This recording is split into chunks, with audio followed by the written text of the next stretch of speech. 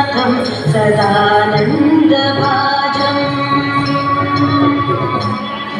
प्रभुं प्राणनाथं विभुं विश्वनाथं जगन्नाथनाथं सदानन्दभाजम्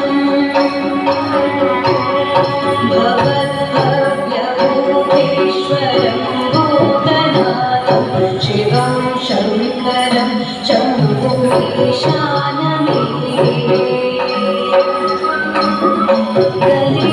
गलेमुण्डमालं तनं सर्पजालं महाकालकालं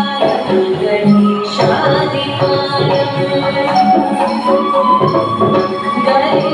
गलेमुण्डमालं तनं सर्पजालं महाकालकालं गणेशादिकालम्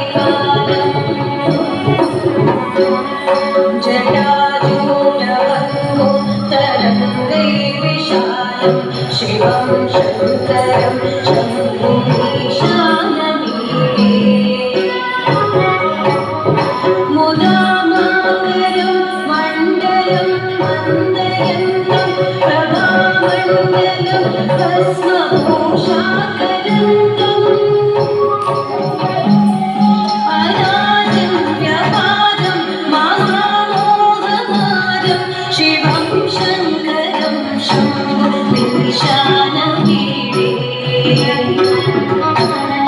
तटाधो निवासं महत्कण्ठहासं महापापनाशं प्रजासूप्रकाशम्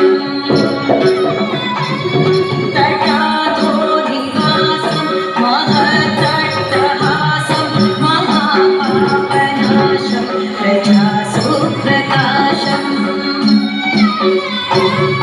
गिरीशं गणेशं सुरेशं महेशं शिवं शङ्करं शम्भुमीशानमीडे